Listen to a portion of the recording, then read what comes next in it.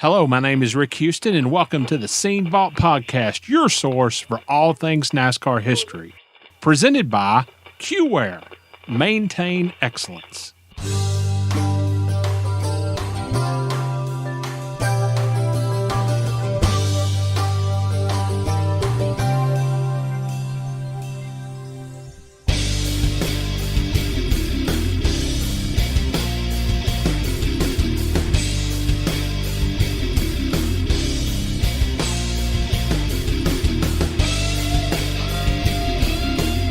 The day NASCAR and all of us associated in any way with NASCAR forget its past, that's the day we don't have any future.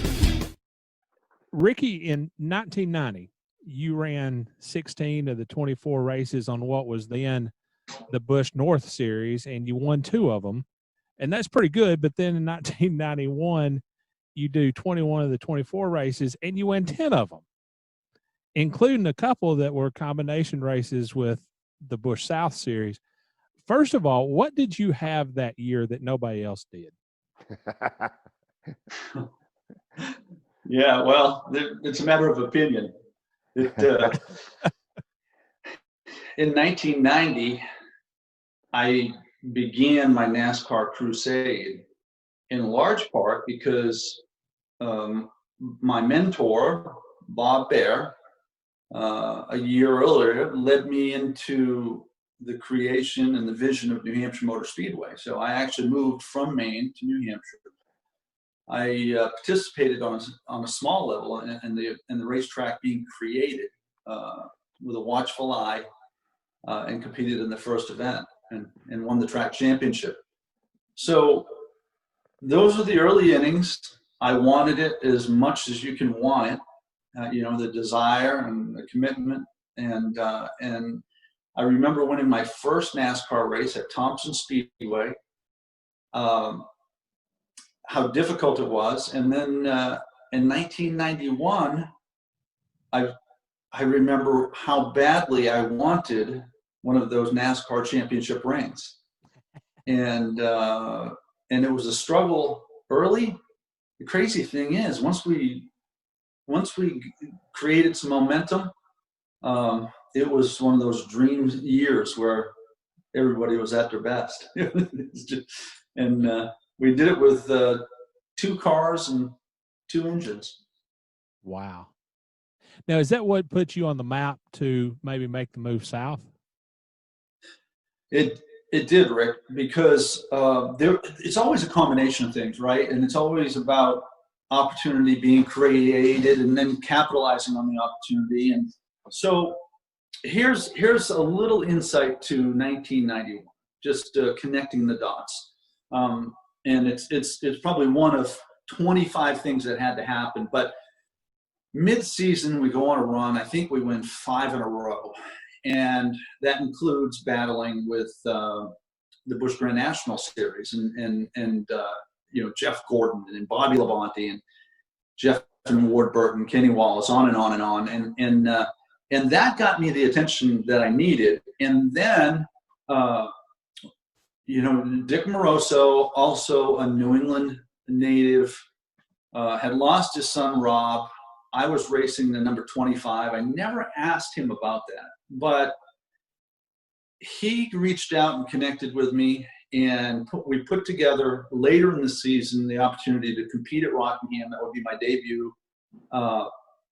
And Dick really all but attempted to adopt me. There's no doubt in my mind that there was part of it was that he was suffering a traumatic loss with the death of Rob. And just the connection I think that he saw with me, and he gave me a lot of advice when I needed it most. For instance, in the Chevy Dealers 250, the week before I made my Cup debut, we just put it on, and I swapped the lead and battled 2 drivers who were at the top of their game. Chuck Bown, who was so good in the Busch Grand National Series in the early 90s. But probably more relevant in terms of people's identity would be Harry Gant and Harry was Mr. October in 1991. Steve, you remember, right? Oh, yeah, absolutely. Yeah. Rick, I think he won 7 races in a row when you consider it was either 3 or 4 Cup and 3 Busch Grand National, right, or vice versa. But he was incredible. And I was battling Harry Gant side by side, and just he would leave me that much room between his right side and my left side, because I was to his outside at New Hampshire Motor Speedway. And I had that much room between my right side on the wall, lap after lap after lap. And I thought, I've never, ever seen or experienced Billy Clark driving this well. Now, if that throws you for a loop, it should, because what you don't know probably is that Billy Clark drove the Skoll car in the Busch Grand National North Series. Okay, yeah. And so Harry's car was painted nearly identical to Billy Clark, who is a very good racer, and I competed with week in and week out. And then it wasn't until I cleared him, my spotter said, and that was for the lead, my spotter said, "Finish it, man, finish it. You just passed handsome Harry." and I nearly screwed it up because I was so preoccupied with, oh my gosh, I didn't even realize I was racing with Harry, because it was a march at the end. Anyway, when I got out of the car, you didn't actually know it was Harry at the moment, because I think I had to pass 3 or 4 cars late in the race, and I was just knocking them off. And when I got to Harry, it just didn't really register, but I was amazed. I was amazed at the precision. This guy's just, Billy Clark, again, is a good racer, but more of a quarter mile, third mile aficionado, right? I mean, that's what we did up in New England. But on this day at this mile track, he was incredible. And then it all made sense afterward. Harry Gant has always been top 5 in my mind of people I've competed against. And I know that is a very, very, very tall, very, very high praise, but he's just that good. And so anyway, in Victory Lane, I was kind of beating my chest, and I said to the world, I don't care about the criticism anymore. It doesn't matter if people want to give me credit or not. We did it. And now we're headed to Rockingham to make our debut. And I was absolutely cocky. I was way out over my skis. And so Dick Moroso called me in Victory Lane, and he goes, "Buddy, that was incredible. I can't wait for us to tackle Rockingham together next week. But you got to explain to me why you seem so damn mad in Victory Lane."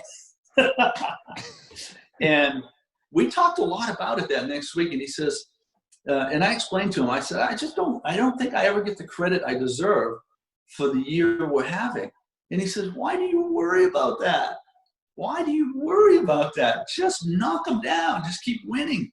He said, "I lost my son. Can you imagine how I would behave if I read all the stuff, all the opinions that people had on Rob and how he lost his life?"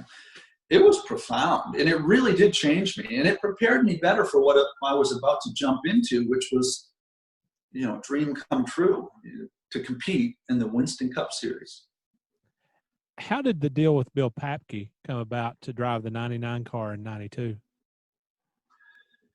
That was a residual of the 1991 championship 10-win season. And I had a few opportunities, but really it came together late, probably September of that year. And it was significant.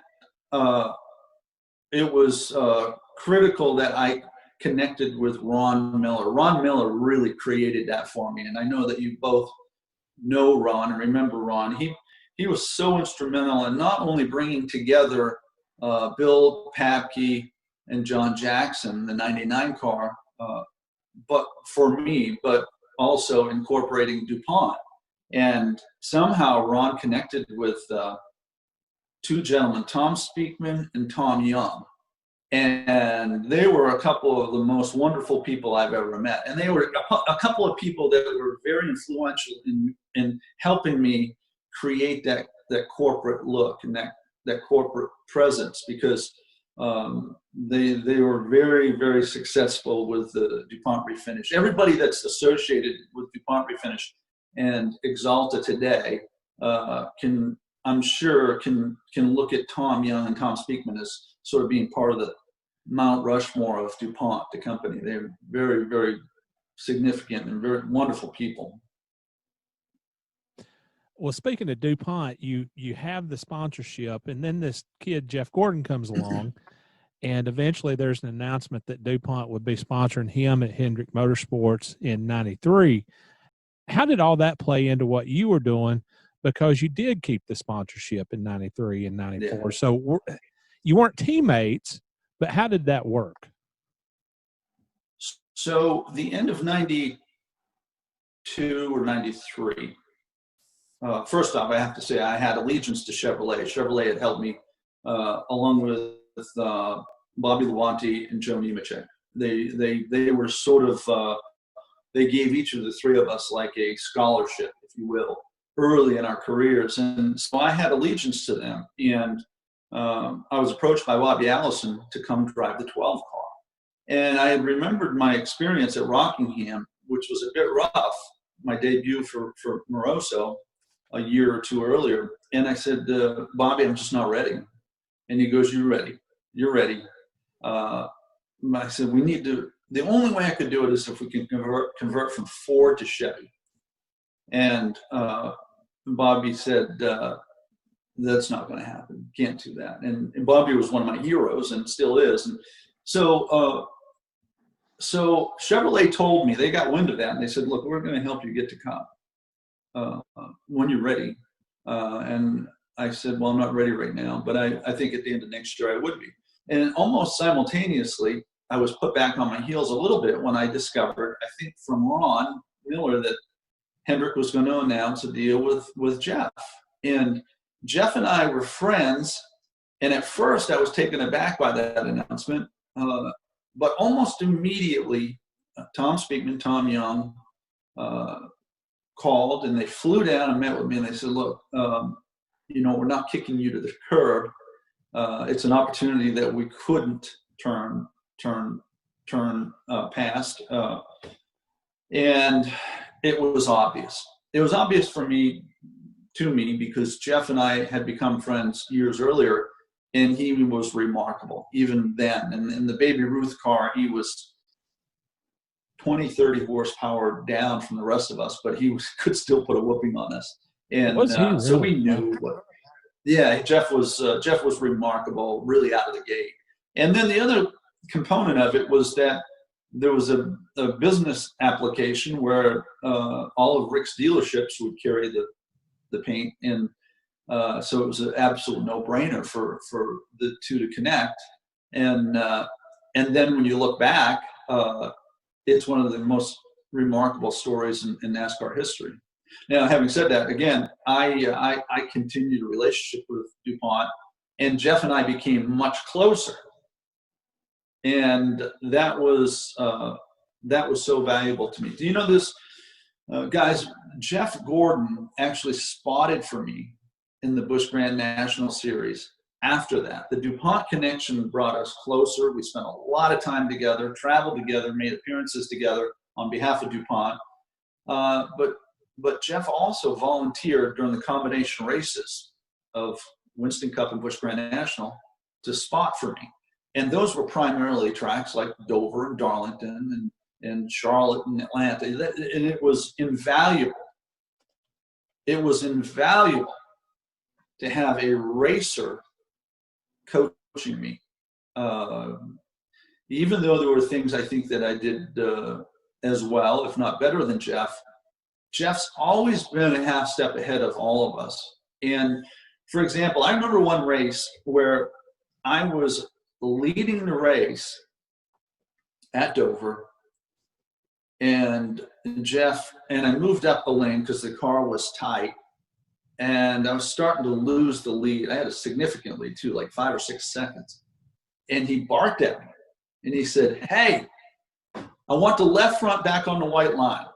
I want the left front on the white line on corner entry." And I bristled at first.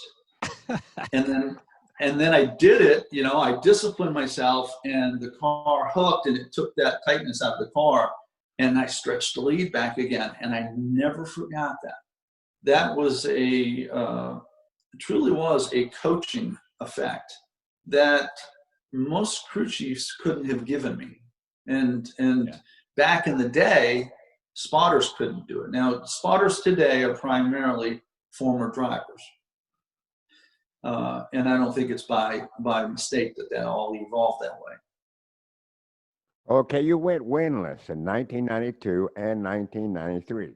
Now, after the year you had in 91 in Busch North, how frustrating was that for you? Or did you expect growing pains when you came south? Oh my gosh. How long do we have? How much time do we have, Steve? I'll tell you, I just touched the high spots real quick. I came down believing that I was going to set the world on fire because of what I experienced in 1991. And I went to Daytona to test, but I had to be in Portland, Maine that was a Saturday, Sunday test. And so I hopped in the car and tested until about noontime. Then I had to fly to Portland, Maine for a banquet Saturday night for the championship, and then fly back Sunday. And so this is exactly what happened. The first time I went on the track at Daytona, I reached out to Jeff. And again, this is early in our friendship. And I said, "Hey, I got no idea what I'm doing."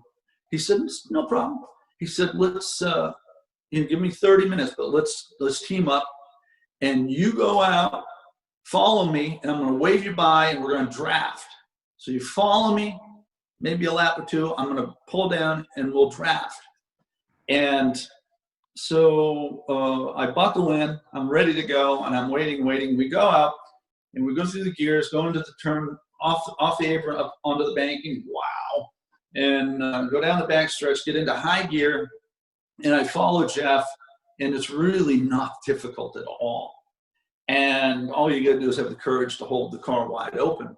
But remember, I'd never experienced anything like that in all of my years of racing through New England and Canada. I had never experienced anything like Daytona. We run a couple laps, and Jeff pulls down, and I see him motion me by, and I go to his outside, and I fall in, and I basically I try to replicate the line that he had when he was leading me. And he pulls up, and I feel him get closer. You could feel it. It changed the lift of the back of the car changed a little bit, and I sensed that. And there was a car ahead of me that was going 20 miles per hour slower. And I just kind of remember it being like being on the highway because you have so much time to think about catching them. And I caught that car, and when I went to pass it, I passed it. I don't know why. I passed it like I was at Oxford Plains Speedway in Maine, and I only left like an inch between myself and I don't know why. But when I did it, it was also in the middle of the corner, and when I separated from the car, guys, it turned my car completely sideways at like 190 miles an hour, completely sideways. Now, I'd like to say how talented I was at that moment. I saved the car, but I don't know how. I really don't. I straightened the car out. I immediately got out of the gas. I rolled down into the garage area, and before I could get unbuckled, I swear to you, before I could get unbuckled, I heard, and I don't want to, you can bleep this, but this is what I heard. "Holy shit!" And that was Jeff Gordon. He had run down, and he goes, "How did you save that?" And I said, I was almost embarrassed. Like, I don't know what happened. So I didn't want the crew members to hear me, right? So I said, "Come here." I'm still in the car, and I said, I got no idea how I saved it. But I said, I'm going to tell you this. And Kenny Wallace walked by and I said, I'm going to tell you this. I said, I'm going home to the banquet in Portland, Maine. And one of you two guys is going to get in this car. And if it drives like that, if that's the way you race on 2.5 mile tracks, I'm not coming back. I'm going to call you. And I want to know what this car, if this is a good car, a bad car, a scary car, or a really comfortable car. And I want you to be brutally honest with me, guys, because if I got to do that for the rest of my life, there's no way. Because I never anticipated that car just going, wow. Well, so Jeff said, I can't do it. I got a contract with Ford. I can't do it. Kenny said, I'll do it. You know, Kenny, I'll drive this damn thing. So the next day, Sunday morning, my flight's leaving at like 8:30. And I called Kenny at like 6 in the morning. And I said, hey, buddy, why are you calling me so early? I said, because I'm serious. I don't know if I'm going to come back. And he goes, come back, buddy. That car is a piece of bleep. He said, I drove 1.5 laps and it scared me so bad I couldn't continue. So all of a sudden my world's changed. I'm like, all right, I'm good. And that's pretty much how 1992 went for me. You know, it was very volatile and it was up and down, and I felt like I was losing control. You did, even though you had that experience and you did feel like you were losing control, you still finished second in the point standings to Steve Grissom that year. And you did leave the 99 car at the end of 1993 to start your own deal. How big a jump? Now, let me interrupt you real quickly and tell you the reason I felt I was losing control. Yes, we did finish second, but, you know, we didn't win. Yeah. We came close a few times, but when you win 10 races in one season, and a couple of those races are against those same guys, I just felt like, you know, these cars are not adequate. Mark Martin came up to me one day at Richmond, and he says, why are your quarter panels 2 inches lower than mine? And I said, I got no idea. And he said, if you don't start working on your own stuff like you did up north, you might as well pack up and go home. This isn't the way you operate. And wow. That was also a profound moment in my racing life. That's why I left at the end of 93. That's why I left. 1994, you and David Green run pretty neck and neck for most of the year for the championship. And you said, when we talked for my book, Second to None, you said that your team did more with less than basically anybody else in the garage. I think you said you had 3 cars or something like that. What do you remember about that year?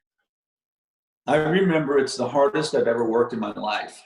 I remember Scott Maxim and I, first off, DuPont gave me $200,000, and bless him, Chevrolet gave me $50,000.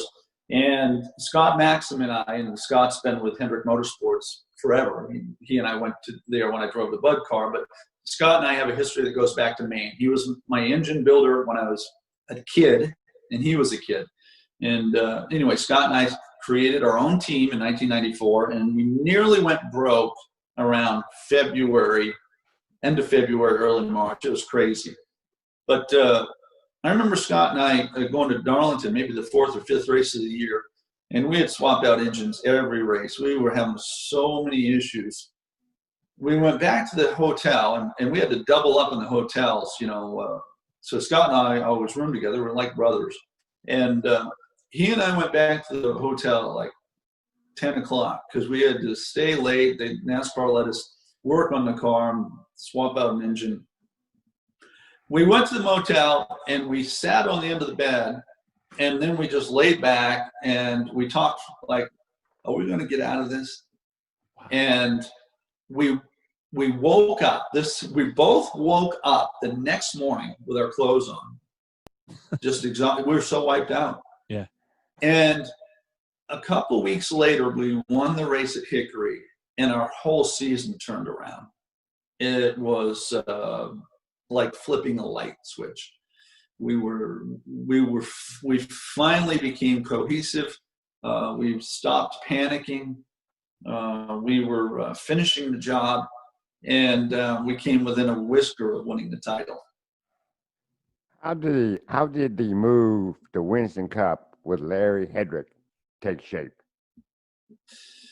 So Herb Fischel, who was in charge of all of GM Motorsports, had told me about 18 months earlier, we heard what you did. You didn't take the opportunity with Bobby Allison, the 12 car, and we'll get you in a Cup car. He essentially created the merger or the opportunity with Larry Hendrick. And Larry and I, we connected immediately. Larry was so good for me. He helped teach me how to relax. He was one of the first to really kind of get me on the golf course, really understand the game, disconnect from, this one dimension that possessed me, which was racing. I was just good at one thing, and it consumed me. And he felt like I needed that. I didn't think I needed it, but in hindsight, it's exactly what I needed. And Larry was an aspiring car owner that maybe needed me, in some ways, because I had a lot of energy back then. That energy got me in trouble at times.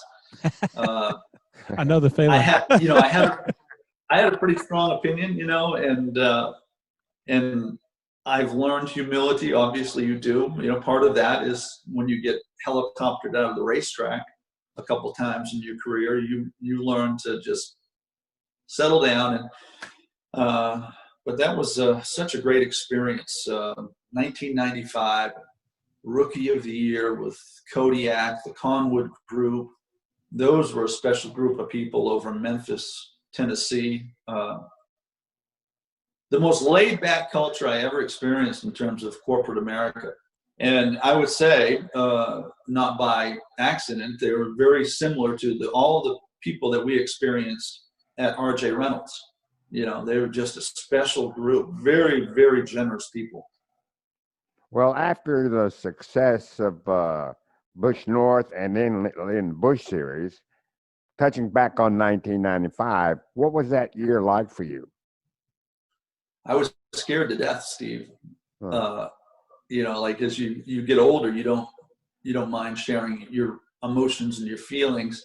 But at the time, I was scared of failure. I was scared because I didn't know if I was prepared to compete with Dale and Rusty and Daryl and Mark and on and on and on. And I probably wasn't for a while. But again, Jeff was in the second inning of his career. He was a couple of years ahead of me, and he created a lot of support for me when I needed it, some guidance. You make a lot of friends along the way, so and again, the same thing that made me a bit loud, my New England approach to things, which was quite aggressive, also allowed me to. I was never afraid to ask people their opinion and augur into a solution. I went to everybody. I mean, it just didn't bother me. I could go. I went up to Harry and Rusty and Dale. Dale actually did more for me at Daytona than anybody. He taught me. He actually saw me on the racetrack and said, "What the hell are you doing?" And I said, "What do you mean?" And he goes, "Why are you so close to the wall?" And I said, "Well, I don't know. That's what we've done our whole lives. You hug the apron, you let the car drift right to the wall." And Dale said to me, which was very, very, this is insightful. You guys know this about him, but he was very pragmatic, cut to the chase, no BS. And he goes, okay, Yankee, if you were up north and you're pushing snow, and you're up against the wall, isn't the snow going to hit the wall and bounce back in front of your car? So you're going to keep pushing it? And I said, yeah. And he goes, get away from the wall. Get away from the wall. So next time out, I go out and I'm like, not 2 tenths, but I mean, I'm considerably faster. I mean, like 2 miles per hour faster. You know, just by holding the wheel and not releasing it as quickly off turn 2 and turn 4. And I realized I didn't really need to do that anyway. I was just making the track bigger. But so it's amazing. What's really, really enjoyable about this is that you both are tapping into my hard drive, and you're helping me go back in time and finding things that I had either hadn't talked about or forgot. But that popped in my head that one time Dale Sr. was just, I think Roland had gotten a plug check and he saw me go by. And then the next time an hour later, he's like, what the hell are you doing so close to the wall? I thought I did something wrong, like made him mad. But